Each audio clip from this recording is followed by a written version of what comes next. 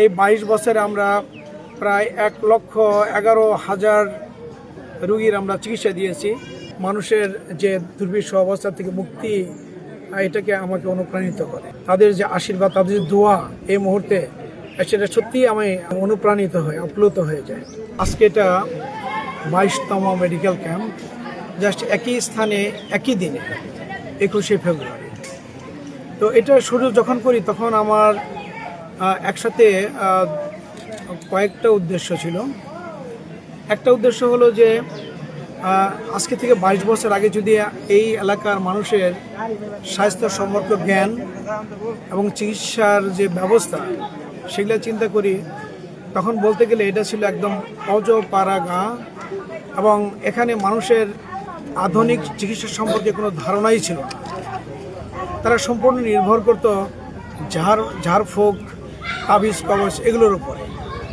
তো আমার উদ্দেশ্য ছিল যে মেডিকেল ক্যাম্পের মাধ্যমে তাদের স্বাস্থ্য জ্ঞান দেওয়া, আধুনিক চিকিৎসা সম্পর্কে পরিচিত করে দেওয়া, এবং সেই সাথে আমরা জানি যে অনেক রোগ আছে যেগুলো রোগ হয়ে গেলে, যেমন কিডনি ফেলুরি, তখন চিকিৎসা করা এত ব্যয়বহুল যে যাদের কিডনি নষ্ট হয় তারা শতকরা 10 ভাগ নিজেরাই চিকিৎসা ব্যয় চালিয়ে যেতে পারে না।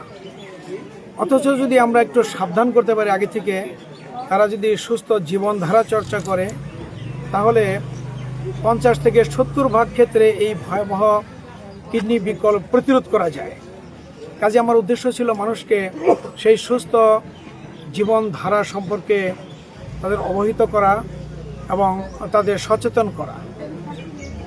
দ্বিতীয়ত, যারা একদম এই এলাকার থেকে, যারা গরিব মানুষ যারা আছে, তারা শহরে যে চিকিৎসা করতে পারে না, তাদের মাঝে বিশেষায়িত যে সেবা আছে সেটা বিভিন্ন পরীক্ষা নিরীক্ষা করে বিনামূল্যে তাদের সেই বিশেষায়িত সেবাটা পৌঁছে দেওয়া। এবং তৃতীয় যেটা, সেটা হলো যে আমরা যে কোনো দিবসকে আমরা যখন পালন করি বিভিন্ন উপায়ে করি।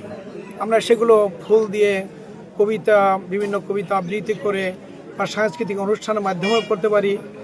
আবার আমি দেশের বাইরে দেখেছি যে তারা এই দিনগুলোকে একটু ভিন্ন উপায়ে করে। তারা একদম ঠিক মানুষের কাছে যেয়ে যারা সত্যিকারে অবহেলিত বা নিডি, তাদের মানব সেবার মাধ্যমে দিনটা এটা উদযাপন করে।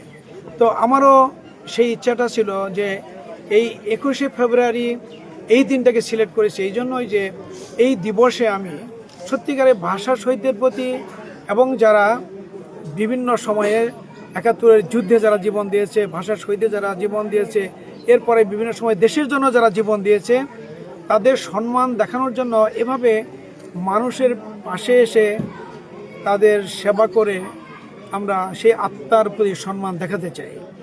তো এই উদ্দেশ্য নিয়ে এই বিগত 22 বছর ধরে আমরা এই ফ্রি মেডিকেল ক্যাম্প এখানে করে আসছি। যদিও এই ফ্রি মেডিকেল ক্যাম্পের বাইরে আমরা দেশব্যাপী গণসচেতনতা, বিশেষ করে কিডনি রোগ প্রতিরোধে গণসচেতনতা, এই জাগরণ সৃষ্টি করার জন্য আমরা দেশব্যাপী কাজ করে যাই বছরব্যাপী। কিন্তু এই দিনটাকে আমরা এখানে ফিক্স করে রেখেছি, এবং আমাদের একটা পরিসংখ্যান এখানে একটা অডিট কমিটিতে করা হয়েছে। তো সেখানে দেখা গেছে যে এই 22 বছরে আমরা প্রায় 1,11,000 রোগীর আমরা চিকিৎসা দিয়েছি, যাদের বিভিন্ন রকমের পরীক্ষা নিরীক্ষা করে এবং বিশেষজ্ঞ চিকিৎসকের মাধ্যমে চিকিৎসাপত্র এবং ঔষধপত্র বিতরণ করে দেওয়া হয়েছে। এবং এটার যদি টাকার অঙ্কে, তার একটা টাকার অঙ্কে আমাদের যে সারা দেশব্যাপী প্লাস মেডিকেল ক্যাম্প মিলে যে কাজ করা হয়েছে ক্যাম্পসের মাধ্যমে, এবং সেটা দেখা গেছে যে 100 কোটিরও উপরে যদি আমরা টাকা দিয়ে এই কাজটা করাতে যেতাম, সেটাও একটা ফাইন্যান্স কমিটি একটা অ্যাসেস করে দেখেছে।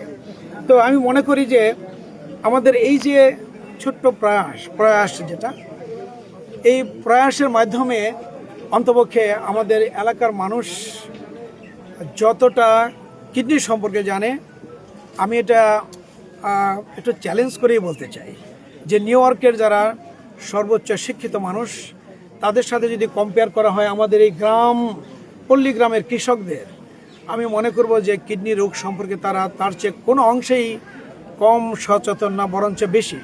এটা হয়তো আমাদের এই যে ক্যাম্পিং করা হয়, অ্যাওয়ারনেস করা হয়, তার একটা ছোট্ট একটা সুফল।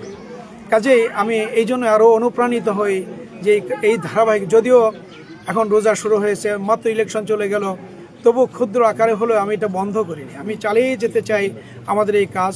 শুধু এখানে না, আমি চাই যে এই কাজগুলো দেশব্যাপী ছড়িয়ে দেই, এবং এই কাজগুলো আমার মতো এবং যত চিকিৎসক যারা আছে এবং যাদের সাধ্য সামর্থ্য আছে, প্রত্যেকেই যেন তার নিজ নিজ অঞ্চলে যেয়ে যদি এভাবে এই বিশেষ দিনগুলোতেই মানবিক কার্যক্রম করে, তাহলে আমাদের স্বাস্থ্য ব্যবস্থাই শুধু না, আমাদের সকল ক্ষেত্রে আমরা অনেক দূর এগিয়ে যেতে পারবো বলে আমি আশা করি।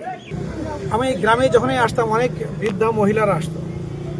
তারা বলতো যে আমি এই 15 বছর 16 বছর ধরে অন্ধ, আমি কিছুই চোখে দেখি না, বাবা কোনো ওষুধ আছে ভালো করা যাবে?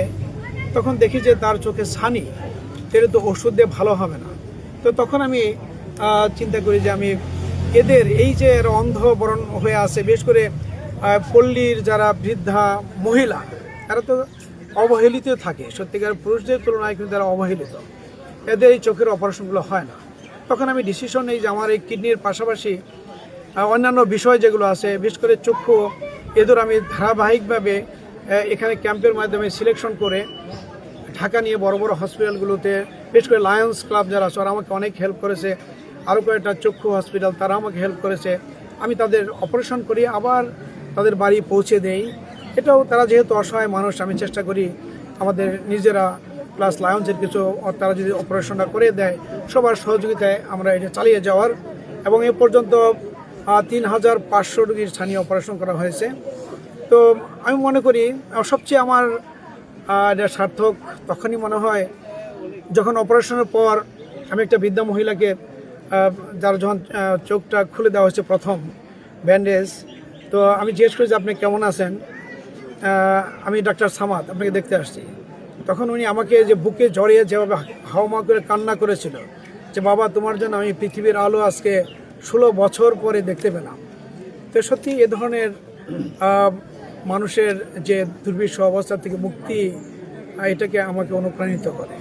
তাদের যে আশীর্বাদ, তাদের যে দোয়া এই মুহূর্তে, সেটা সত্যিই আমি অনুপ্রাণিত হয়ে আপ্লুত হয়ে যাই।